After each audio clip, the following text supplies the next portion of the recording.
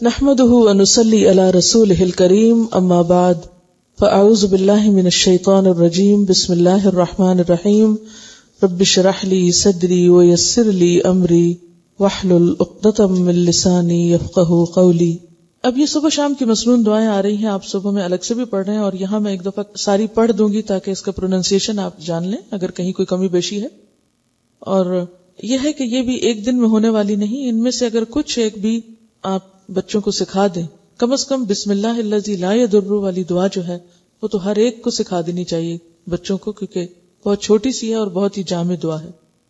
صبح شام کی مسنون دعائیں، جو شخص صبح شام 100 مرتبہ سبحان اللہ و بحمدہ پڑھے، یعنی صرف اتنا، تو اللہ تعالیٰ اس کے تمام گناہ معاف فرما دیں گے اگرچہ سمندر کی جھاگ کے برابر۔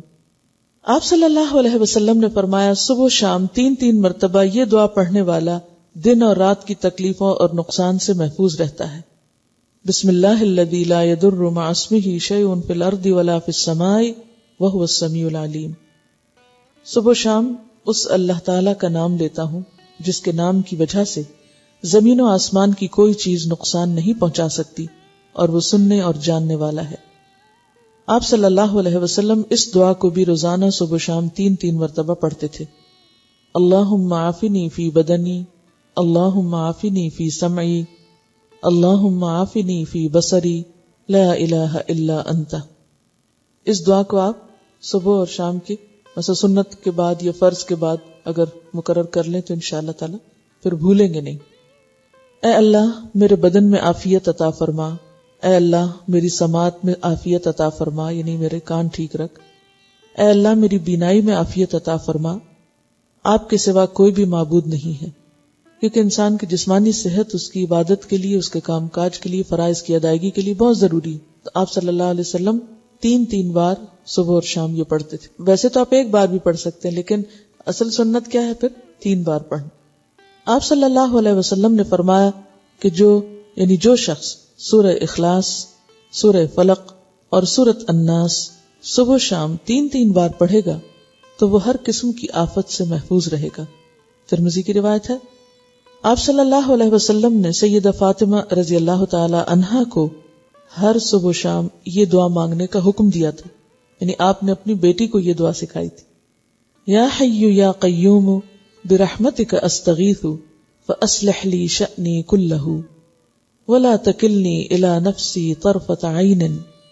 اے ہمیشہ زندہ اور قائم رہنے والے، آپ ہی کی رحمت کا واسطہ دے کر فریاد کرتا ہوں کہ میرے سب کاموں کو درست کر دیں اور مجھے میرے نفس کی طرف پلک جھپکنے کی دیر کے لیے بھی حوالے نہ کریں۔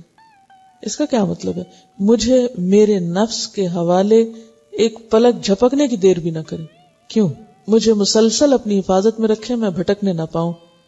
وَمَن يَكْفُرْ بِالطَّاغُوتِ، تو طاغوت میں سب سے پہلے خود اپنا نفس آتا ہے۔ إِنَّ النَّفْسَ لَأَمَّارَةٌ بِالسُّوءِ، اور اگر انسان اپنے نفس کی باتیں ماننے لگ جاتا تو کبھی بھی پھر وہ اللہ کی بات نہیں ماننے دیتا۔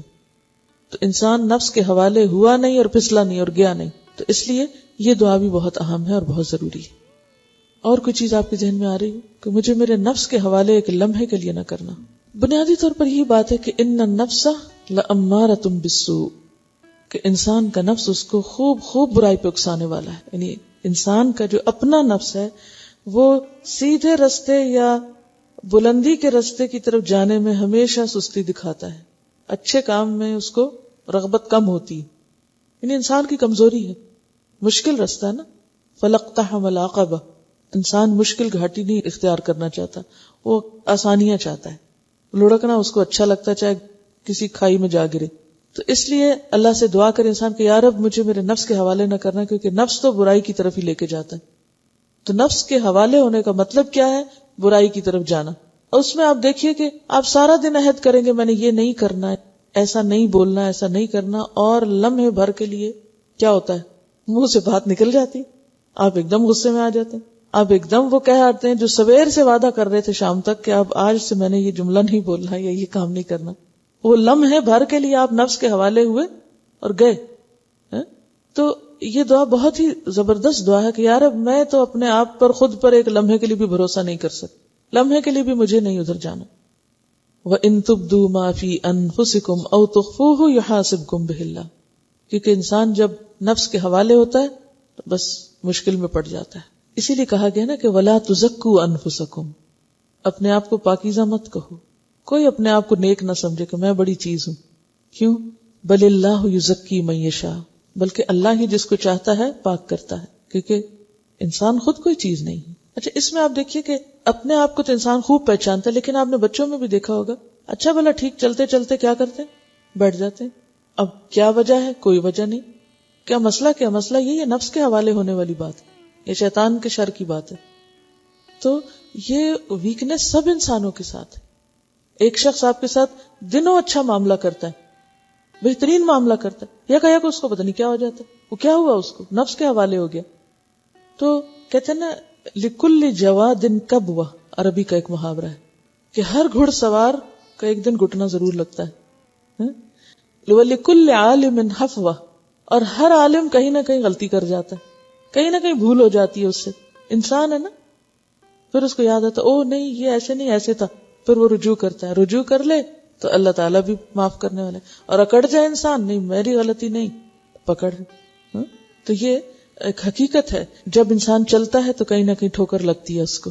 اچھے سے اچھے تعلقات میں بھی کہیں نہ کہیں جھول آ جاتا ہے. یہ سب ایکسپیرینس کی بات ہے نا، آپ سب مشاہدہ کرتے ہوں. ایسا کیوں ہوتا ہے؟ کیونکہ ہمارے ساتھ نفس بھی ہے، شیطان بھی ہے. تو یہ ایسے دشمن ہیں، ایسی طاقتیں ہیں کہ جن کا مقابلہ ہم تنہا نہیں کر سکتے. یہ صرف اللہ کی مدد سے ہو سکتا ہے. اس لیے صبح اور شام، ورنہ بعض اوقات انسان کہے ایک دفعہ تو مانگ چکا، اب اور کیا مانگو، روز کیا یہی مانگو. یعنی آپ کے ذہن میں یہ آ سکتا ہے کہ بھی سویرے بھی مانگو شام بھی مانگو، وہی باتیں پھر ریپیٹیشن. اس ریپیٹیشن کی ہر سویر کو ضرورت ہے اور ہر شام کو ضرورت ہے کہ ہم بھولنے والے ہیں. پھر سید الاستغفار، آپ صلی اللہ علیہ وسلم نے فرمایا جس نے صبح و شام صدق دل سے سید الاستغفار کو پڑھا اور اسی دن یا رات فوت ہو گیا تو وہ جنت میں داخل ہوگا. اب آپ دیکھیں اللہ تعالیٰ نے بخشش کے کتنے سامان کیے ہیں. ایک چیز کر لو، دوسری کر لو، تیسری کر لو. یعنی یہی اس کی رحمت ہے کہ اس نے چھوڑا نہیں بھٹکنے کے لیے. یا اللہ بندوں پہ ظلم نہیں کرتا، لیکن اگر بندے خود ہی غفلت کے شکار رہیں اور کسی بھی چیز سے فائدہ نہ اٹھائیں تو پھر جبر نہیں کرتا اللہ تعالیٰ. اللہ تعالیٰ سب کچھ کر سکتا ہے، لیکن یہ اللہ کا قاعدہ نہیں کہ زبردستی کسی کو ہدایت پہ قائم رکھے یا زبردستی کروائے کسی سے. کیونکہ اگر اللہ تعالیٰ نے زبردستی کرانا ہوتا تو پھر انسانوں کو بھی پہاڑوں اور باقی چیزوں کی طرح ایک طرح سے جیسے مجبور اور مقہور پیدا کر دیتے. تو اس نے ایسا نہیں چاہا انسانوں کے. سید الاستغفار یہ ہے اللہم انت ربی لا الہ الا انت خلقتنی وانا عبدک وانا علی عہدک ووعدک ما استطعت اعوذ بک من شر ما صنعت ابوء لک بنعمتک علی وابوء بذنبی فاغفر لی فانہ لا یغفر الذنوب الا انت. اے اللہ، آپ ہی میرے رب ہیں، آپ کے سوا کوئی عبادت کے لائق نہیں. آپ نے مجھ کو پیدا کیا ہے اور میں آپ کا بندہ ہوں، اور میں اپنی طاقت کے مطابق آپ سے کیے ہوئے عہد اور وعدے پہ قائم ہوں. میں اپنے برے اعمال کے وبال سے آپ کی پناہ چاہتا ہوں. میں آپ کی نعمتوں کا اقرار کرتا ہوں، یعنی جو بھی آپ نے نعمتیں مجھ پر کی ان سب کا اعتراف کرتا ہوں، اور اپنے گناہوں کا بھی اعتراف کرتا ہوں. یعنی ایک طرف تو نے مجھے اتنا کچھ دیا اور دوسری طرف میرے گناہوں کے ڈھیر ہیں. آپ میرے گناہوں کو معاف فرما دیجئے، کیونکہ آپ کے سوا کوئی بھی گناہوں کو معاف نہیں کر سکتا. یعنی کسی انسان، کسی جن، کسی فرشتے کے اختیار میں نہیں کہ وہ بندے کے قصور معاف کر سکے. اصل معافی اللہ ہی کی